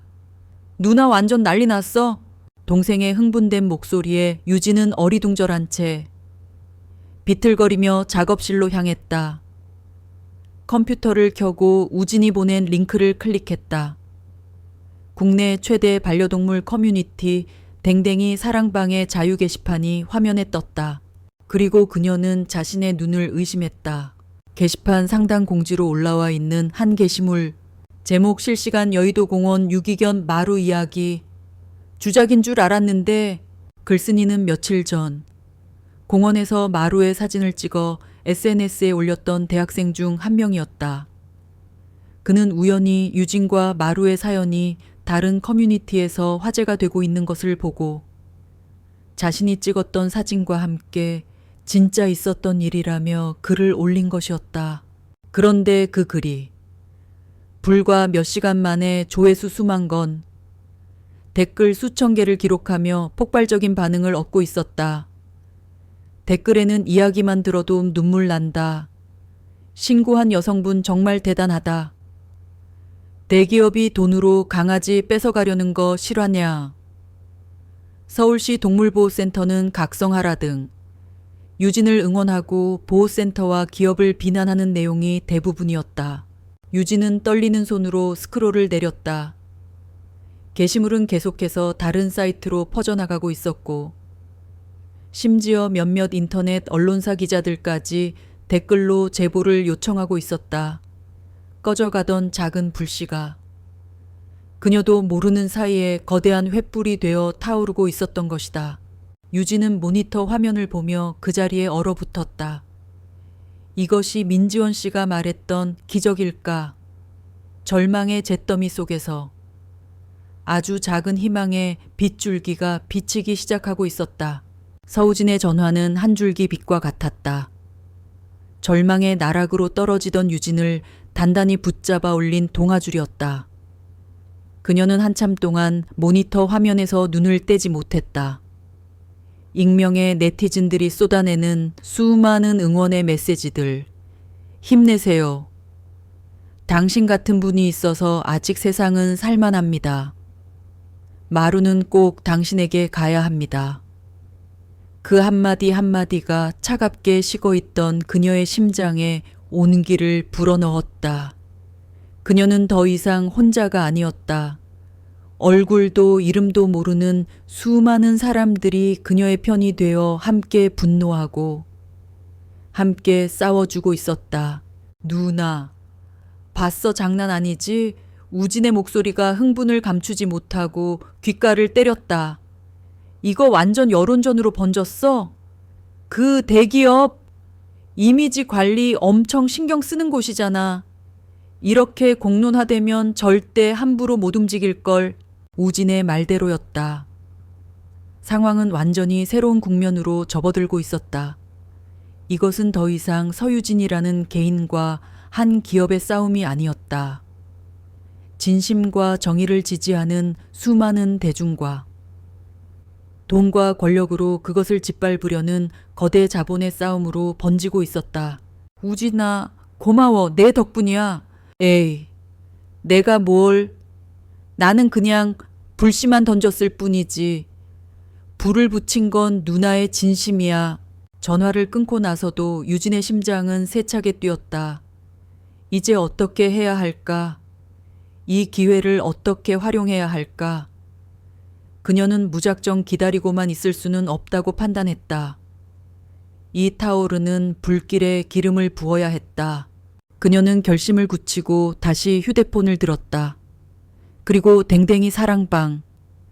게시물의 댓글로 제보를 요청했던 한 인터넷 언론사 기자에게 메일을 보냈다. 제목 여의도 유기견 마루 최초 발견자 및 입양 희망자 서유진입니다. 메일 내용은 길지 않았다. 그녀는 자신이 겪었던 일을 감정적인 호소 없이 최대한 객관적이고 담담하게 서술했다. 마루를 처음 발견했던 순간부터 보호센터의 부당한 행정 처리와 대기업 측의 압력까지, 그리고 마지막으로 그녀가 마루를 위해 밤새워 만들었던 마루를 위한 생애 설계 제안서 전체를 파일로 첨부했다. 그녀는 자신의 진심이 담긴 이 계획서야말로 그 어떤 웅변보다 더 강력한 무기가 될 것이라고 믿었다. 메일을 보낸 지 불과 10분도 채 되지 않아 기자에게서 답장이 왔다. 당장이라도 인터뷰를 하고 싶다는 내용이었다. 유진은 망설이지 않았다. 다음 날, 즉 박 소장이 공고기간을 부당하게 연장했던 바로 그 금요일 오전에 유진의 이야기는 단독 돈으로 유기견 뺏으려는 555그룹, 진심으로 맞선 한 건축가의 눈물이라는 자극적인 제목의 기사로 세상에 알려졌다. 기사의 파급력은 상상 이상이었다. 기자가 유진의 제안서를 일부 발췌하여 기사에 실은 것이 결정적이었다. 마루를 위한 3D 설계 도면, 촘촘하게 짜인 케어 플랜, 그리고 의료비 적금 계획까지 한 생명을 책임지기 위한 그녀의 진심과 철저한 준비는 네티즌들의 마음을 움직이기에 충분했다. 기사는 순식간에 모든 포털 사이트에 메인을 장식했고 실시간 검색어 순위에는 슈55그룹, 마루, 서유진 건축가 같은 키워드들이 오르내렸다. 55그룹의 주가는 하락하기 시작했고 그룹 홈페이지와 SNS 계정은 비난하는 댓글로 마비 상태가 되었다. 불매운동 조짐까지 보였다. 상황이 걷잡을 수 없이 커지자 그룹 홍보팀은 부랴부랴 사실무근이며 정상적인 절차에 따라 입양을 검토했을 뿐이라는 해명 자료를 냈지만 이미 성난 여론을 되돌리기에는 역부족이었다. 한편 서울시 동물보호센터 역시 비난의 직격탄을 맞았다.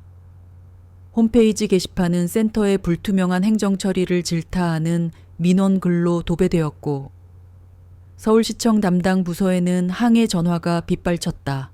그날 오후 보호센터는 그야말로 아수라장이었다. 박 소장은 창백한 얼굴로 자신의 사무실에 틀어박혀 연신 어딘가로 전화를 걸어댔고 직원들은 쏟아지는 항해 전화를 받느라 정신이 없었다. 그 혼란의 중심에서 민지원 씨는 조용히 움직였다. 그녀는 타오르는 여론을 등에 업고 소장실 문을 두드렸다. 소장님, 드릴 말씀이 있습니다. 박 소장은 신경질적으로 전화를 끊으며 그녀를 쏘아보았다. 민지원 선생, 지금 나한테 할 말이 있어. 이 난리가 다 누구 때문에 시작된 건데.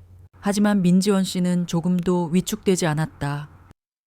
그녀는 유진의 제안서와 555그룹의 후원 약정서, 그리고 방금 전 출력한 인터넷 기사들을 박 소장의 책상 위에 나란히 올려놓았다.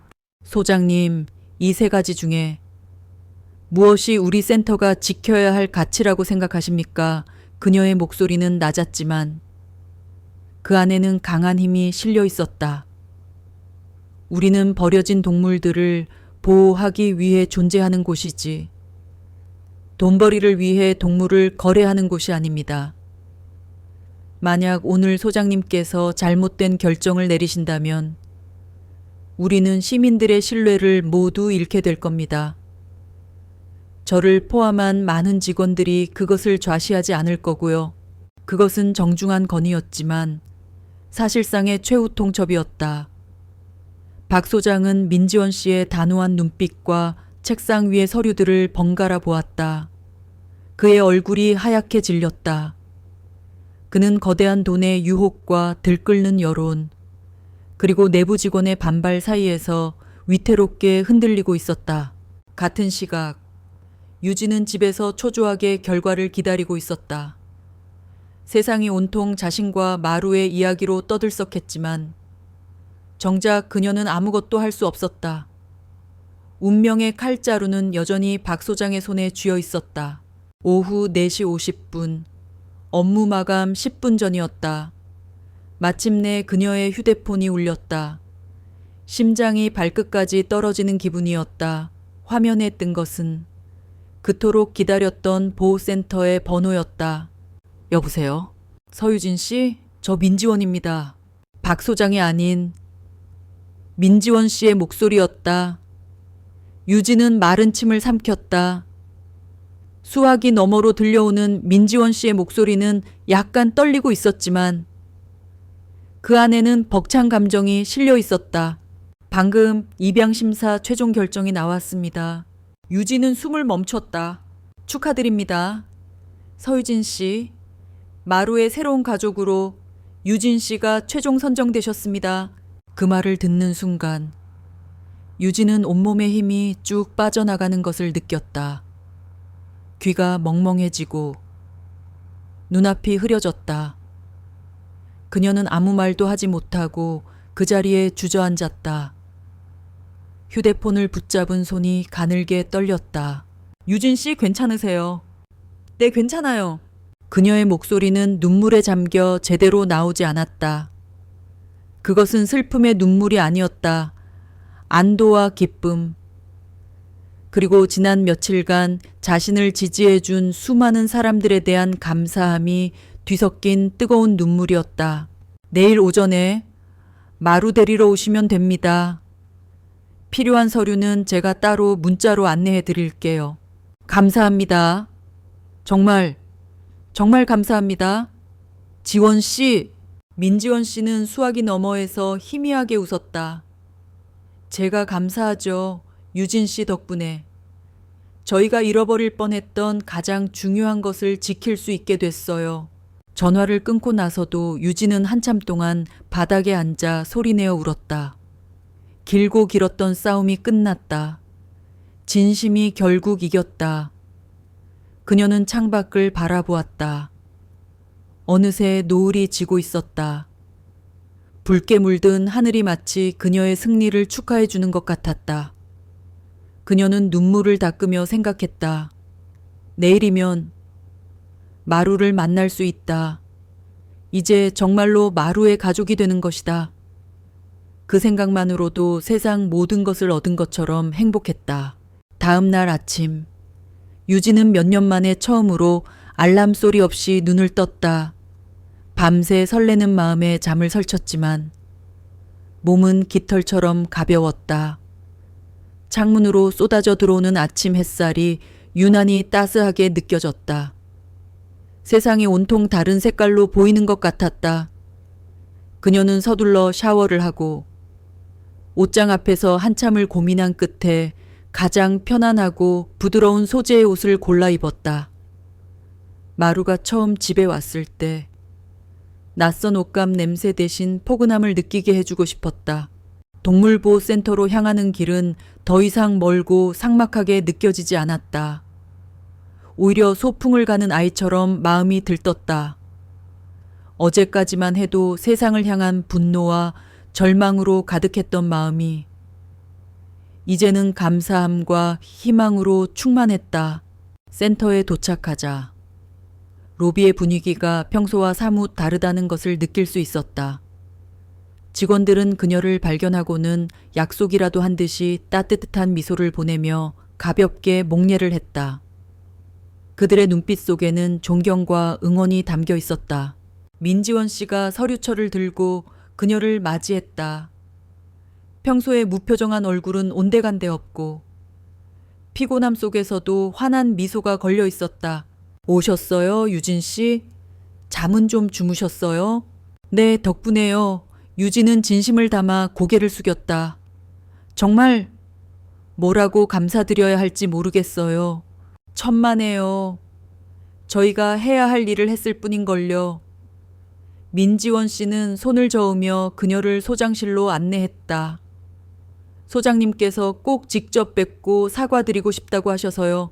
소장실 안에서 박 소장은 안절부절 못하는 모습으로 서 있었다. 그는 유진을 보자 거의 90도로 허리를 숙였다.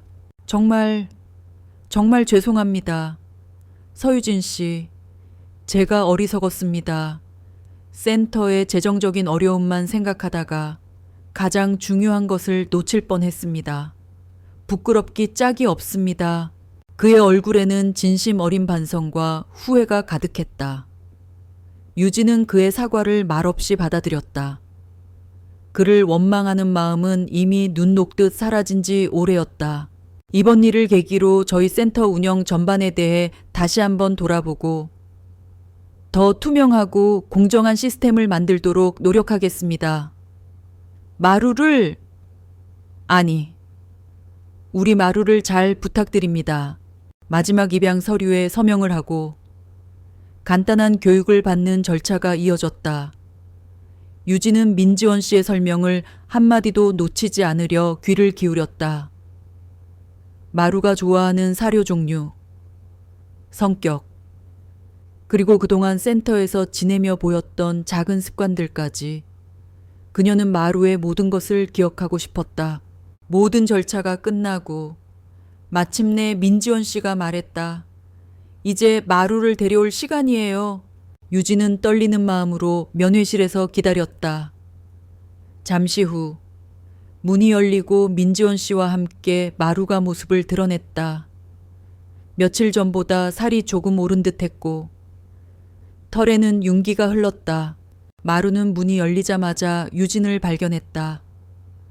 녀석의 귀가 쫑긋 세워지고 꼬리가 프로펠러처럼 세차게 돌아가기 시작했다. 망설임은 없었다. 마루는 총알처럼 달려와 유진의 품에 와락 안겼다. 깽깽! 기쁨을 주체하지 못하는 울음소리가 방 안을 가득 메웠다. 유진은 그대로 주저앉아 마루를 끌어안았다. 며칠 만에 다시 만져보는 따뜻하고 단단한 몸, 심장이 터질 것처럼 뛰는 것이 느껴졌다. 마루야, 보고 싶었어? 정말 많이 보고 싶었어? 유진의 눈에서 또다시 눈물이 흘러내렸다. 마루는 그녀의 얼굴을 정신없이 핥으며 눈물을 닦아주었다.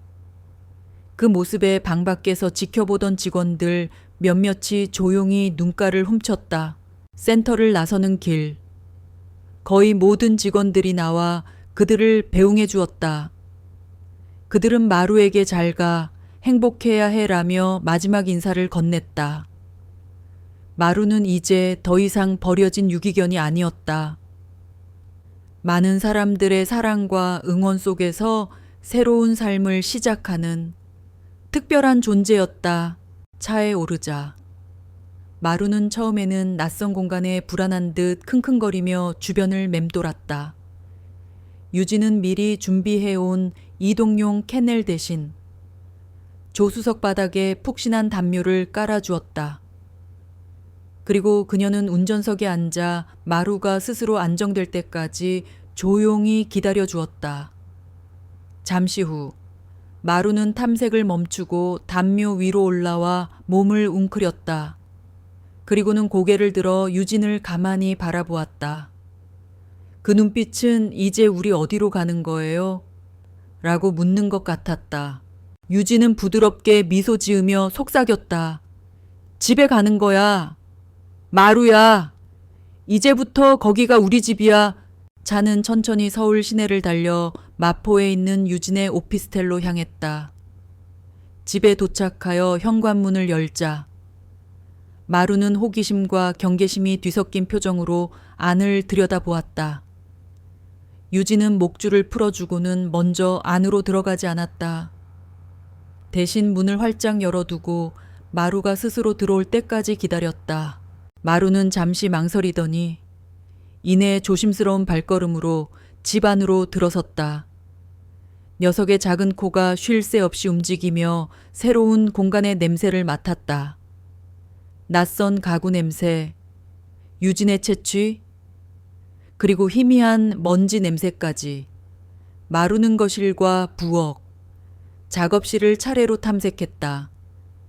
유진은 소파에 조용히 앉아 그런 마루의 모습을 가만히 지켜보았다. 그녀의 제안서 속에만 존재했던 풍경이 현실이 되는 순간이었다. 탐색을 마친 마루는 유진이 앉아있는 소파 앞으로 다가왔다. 그리고는 그녀의 발치에 몸을 말고 엎드렸다. 마치 이곳이 이제 자신이 머물 곳임을 인정한다는 듯한 행동이었다. 유진은 손을 뻗어 마루의 머리를 부드럽게 쓰다듬었다. 규칙적으로 오르내리는 등을 느끼며 그녀는 비로소 이 텅 비었던 집에 심장이 다시 뛰기 시작했음을 실감했다. 첫날 밤은 조용히, 그리고 조금은 서먹하게 지나갔다. 유진은 제안서에 계획했던 대로 거실 바닥에 마루의 잠자리를 마련해 주었다. 하지만 마루는 그곳 대신 침실 문 앞에서 웅크리고 잠이 들었다. 유진이 자신의 시야에서 사라지는 것을 불안해하는 것 같았다. 유진은 그런 마루를 억지로 잠자리로 옮기지 않았다. 대신 침실 문을 활짝 열어두고 작은 스탠드 조명을 켜둔 채 잠이 들었다. 문제는 그 다음 날 밤에 일어났다. 그날 밤 서울에는 예고 없던 것엔 비바람이 몰아쳤다. 창문을 세차게 때리는 빗소리와 함께 쿠르릉 하는 천둥 소리가 밤의 정적을 깨뜨렸다. 거실에서 잠들어 있던 마루가 천둥 소리에 벌떡 몸을 일으켰다. 유진도 잠에서 깨어 거실로 나가 보았다. 마루는 온몸을 사시나무 떨듯 떨며 불안하게 서성이고 있었다. 귀는 바짝 뒤로 젖혀졌고 꼬리는 다리 사이로 완전히 말려 들어가 있었다. 괜찮아. 마루야. 그냥 천둥 소리야. 유진은 마루를 안심시키려 다가갔다. 하지만 그때 콰르릉 사는 더 큰 천둥 소리가 건물을 뒤흔들었다. 그 순간 마루는 패닉 상태에 빠졌다. 녀석은 비명 같은 소리를 지르며 미친 듯이 집안을 뛰어다니기 시작했다. 유진이 이름을 불러도 들리지 않는 듯했다. 녀석의 눈에는 극심한 공포만이 가득했다. 유진은 깨달았다. 마루가 무서워하는 것은 단순히 천둥 소리가 아니었다. 녀석은 그날 밤을 기억하고 있었다. 비에 젖은 채 차가운 나무 기둥에 묶여 온몸으로 비바람을 맞으며 공포에 떨어야 했던 그 밤의 기억. 이 비바람이 자신을 다시 그 끔찍한 순간으로 데려갈지도 모른다는 트라우마가 되살아난 것이었다. 마루는 한참을 불안하게 서성이다. 결국 작업실 책상 밑 가장 깊고 어두운 구석으로 기어들어가 몸을 숨겼다. 그리고는 낑낑거리는 신음소리를 내며 떨기 시작했다. 유진은 가슴이 찢어지는 것 같았다. 그녀는 섣불리 마루를 그곳에서 꺼내려 하지 않았다. 지금 마루에게 필요한 것은 강요가 아니라 안전하다는 확신이었다. 그녀는 침실에서 두꺼운 담요를 가져왔다. 그리고 책상 밑 마루가 숨어 있는 곳 바로 옆바닥에 조용히 자리를 잡고 앉았다. 유진은 아무 말도 하지 않았다. 대신 어릴 적 무서운 꿈을 꾸고 잠에서 깼을 때 어머니가 자신에게 해주었던 것처럼 아주 작은 소리로 자장가를 허밍하기 시작했다. 무슨 노래인지도 모르는, 그저 입에서 맴도는 단순한 멜로디였다. 괜찮아. 내가 여기 있어. 이제 아무도 널 혼자 두지 않아. 그녀의 마음이 허밍을 통해 마루에게 전해지는 듯했다. 시간이 얼마나 흘렀을까. 맹렬하던 빗줄기가 조금씩 잦아들면서 마루의 떨림도 서서히 멎기 시작했다. 낑낑거리던 신음소리도 잦아들었다. 유진이 계속해서 자장가를 불러주자 마루는 마침내 어두운 구석에서 조심스럽게 고개를 내밀었다. 그리고는 천천히 기어나와 유진의 무릎에 자신의 머리를 툭 하고 기댔다. 온몸에 긴장을 푼 완전한 신뢰의 표현이었다. 유진은 노래를 멈추고 마루를 꼭 끌어안았다. 그녀는 마루의 등을 토닥이며 속삭였다. 이제 괜찮아. 마루야. 다 괜찮아. 우리가 함께 있잖아. 창밖에서는 어느새 폭풍우가 그치고 고요한 어둠이 내려앉아 있었다. 책상 및 작은 공간. 서로의 천을 나누며 꼭 껴안은 유진과 마루의 모습 위로 스탠드 조명의 따뜻한 불빛이 부드럽게 쏟아지고 있었다. 그날 밤 아주 오랜만에 두 생명체는 상처받은 영혼을 서로에게 기댄 채 깊고 평화로운 잠에 빠져들었다. 폭풍우가 지나간 다음 날 아침, 세상은 거짓말처럼 고요하고 맑았다. 밤새 내린 비에 씻겨나간 도시의 거리는 유난히 깨끗해 보였다. 유진의 삶에도 새로운 리듬이 찾아오기 시작했다. 그녀의 하루는 더 이상 클라이언트의 요구와 김 부장의 질책으로 시작되지 않았다. 대신 그녀의 발치에서 꼬리를 흔들며 아침 인사를 건네는 마루의 축축한 코끝 감촉으로 시작되었다. 아침 6시. 유진은 예전이라면 상상도 못할 시간에 눈을 떴다. 그녀는 마루에 목줄을 채우고 함께 집 근처 공원으로 향했다. 아직 인적이 드문 새벽 공기의 상쾌함, 흙과 풀 내음, 그리고 자신의 옆에서 신나게 발을 맞추며 걷는 작은 생명체의 온기. 이 모든 것이 유진에게는 낯설지만 기분 좋은 경험이었다. 산책을 마치고 돌아와 마루의 밥그릇에 사료를 부어줄 때 와그작거리며 맛있게 먹는 소리를 듣는 것만으로도 마음이 풍요로워졌다. 회사에서의 생활도 조금은 변했다. 마루 사건 이후 유진은 회사 내에서 유명 인사가 되어 있었다. 동료들은 더 이상 그녀를 경쟁자로만 보지 않았다. 그들은 그녀의 용기와 진심에 대해 수군거렸고 때로는 존경의 눈빛을 보내기도 했다.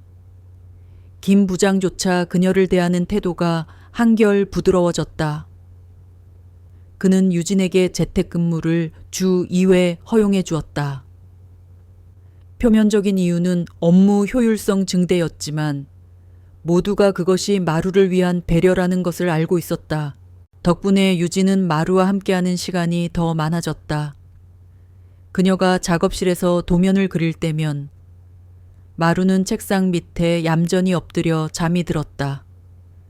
유진은 이따금씩 발끝으로 부드러운 털의 감촉을 느끼며 미소 지었다. 더 이상 이 집은 텅 빈 공간이 아니었다. 조용한 숨소리, 발톱이 마루에 부딪히는 소리, 가끔 잠꼬대처럼 컹 하고 짖는 소리. 그 모든 소음들이 집안을 따뜻한 온기로 가득 채웠다. 마루가 온전히 그녀의 삶에 스며들면서 유진은 오랫동안 외면해왔던 자신의 내면을 들여다볼 용기를 얻게 되었다. 마루의 상처를 보듬어주면서 그녀는 자신의 상처 역시 치유가 필요하다는 것을 깨달았다. 어느 주말 오후였다. 창밖에는 따스한 가을 햇살이 쏟아지고 있었고 거실 카펫 위에서는 마루가 세상 모르고 낮잠을 자고 있었다. 그 평화로운 모습을 보고 있자니 유진은 지금이 바로 그 때라는 것을 직감했다. 그녀는 옷장 깊숙한 구석에 1년 넘게 처박아 두었던 상자를 꺼냈다. 어머니가 돌아가신 후 차마 정리하지 못했던 유품이 담긴 상자였다. 상자 위에는 먼지가 하얗게 쌓여 있었다. 그 먼지는 마치 그녀가 애써 외면해온 시간의 두께처럼 느껴졌다. 유진은 심호흡을 하고 상자를 봉인하고 있던 테이프를 뜯어냈다. 스윽 하는 소리와 함께 상자 안에서 코에코에한 냄새와 함께 어머니의 시간이 흘러나왔다.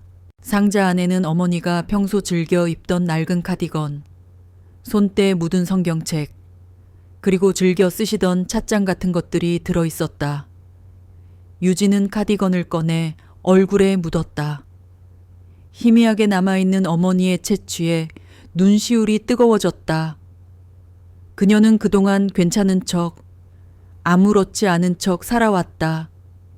슬픔을 드러내는 것은 약한 사람들이나 하는 짓이라고 생각했다. 하지만 어머니의 물건들을 마주하자 둑이 무너지듯 그리움이 쏟아져 나왔다. 상자 맨 밑바닥에서 그녀는 낡고 두꺼운 사진 앨범 하나를 발견했다. 어머니가 시집 올 때부터 차곡차곡 모아온 서유진이라는 한 사람의 성장 기록이었다. 그녀는 거실로 돌아와 마루 옆에 자리를 잡고 앉았다. 그리고 떨리는 손으로 앨범의 첫 장을 넘겼다. 갓 태어난 아기 시절의 사진, 유치원 재롱잔치에서 울음을 터뜨리는 사진, 초등학교 입학식 날 어색한 미소를 짓고 있는 사진, 페이지를 넘길 때마다 잊고 있던 기억들이 파노라마처럼 스쳐 지나갔다. 사진 속의 자신은 언제나 밝고 씩씩하게 웃고 있었다. 그리고 그 곁에는 항상 어머니가 있었다. 앨범의 중간쯤을 넘겼을 때 유진은 손을 멈췄다. 그곳에는 한동안 잊고 지냈던 가장 소중한 친구의 모습이 있었다. 하얀 털에 까만 눈을 가진 진돗개 믹스. 봄이, 초등학생 유진이 봄이를 끌어안고 세상을 다 가진 듯 행복하게 웃고 있었다.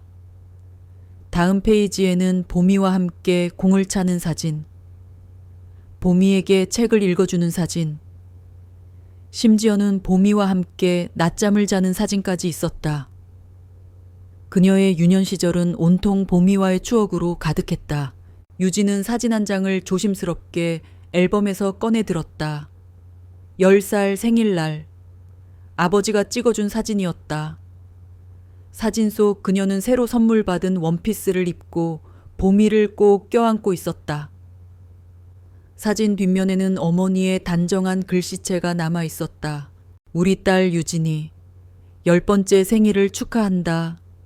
세상 모든 생명을 사랑하는 늘 따뜻한 마음을 가진 사람으로 자라주렴. 사랑한다. 엄마가 그 글씨를 보는 순간 유진은 더 이상 참을 수 없었다. 뜨거운 눈물이 뺨을 타고 흘러내려 사진 위로 툭 떨어졌다. 어머니는 늘 그녀에게 따뜻한 마음을 가지라고 말씀하셨다. 하지만 어머니가 떠난 후 그녀의 마음은 차갑게 얼어붙어 버렸다. 누구에게도 마음을 열지 않았고 어떤 것에도 마음을 주지 않았다. 그렇게 해야만 상처받지 않고 살아남을 수 있다고 믿었다.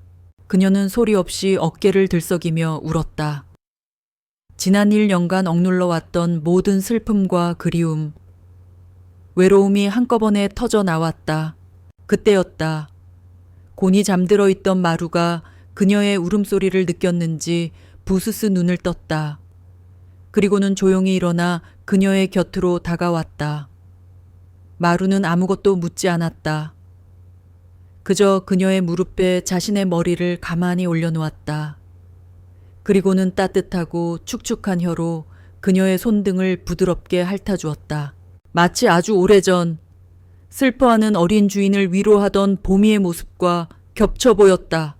유진은 흐르는 눈물을 닦지도 않은 채 한 손으로는 낡은 사진을 붙들고 다른 한 손으로는 마루의 등을 천천히 쓰다듬었다.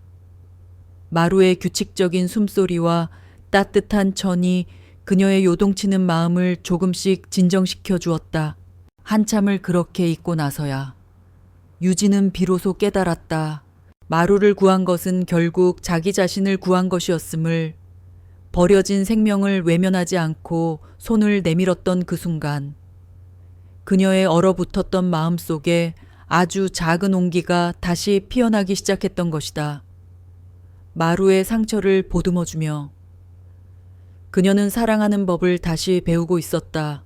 어머니는 세상을 떠났지만 어머니가 남긴 가장 큰 유산인 따뜻한 마음은 마루를 통해 다시 그녀의 삶으로 돌아왔다. 유진은 마루를 꼭 끌어안았다. 이제 더 이상 슬픔을 외면하지 않을 것이다. 그리움을 억지로 누르지도 않을 것이다. 슬플 땐 실컷 울고 기쁠 땐 마음껏 웃을 것이다. 그리고 곁에 있는 이 작은 생명체를 온 마음을 다해 사랑할 것이다. 그것이 먼저 떠나간 어머니와 봄이, 그리고 지금 자신의 곁을 지켜주는 마루를 위한 최선의 삶이라는 것을 그녀는 이제 알 수 있었다. 창밖의 햇살이 길게 늘어져 거실을 황금빛으로 물들이고 있었다. 유진은 낡은 사진 속 어머니의 글씨를 다시 한번 어루만졌다. 그리고 마루의 귓가에 조용히 속삭였다. 고마워. 마루야. 나한테 와줘서 정말 고마워.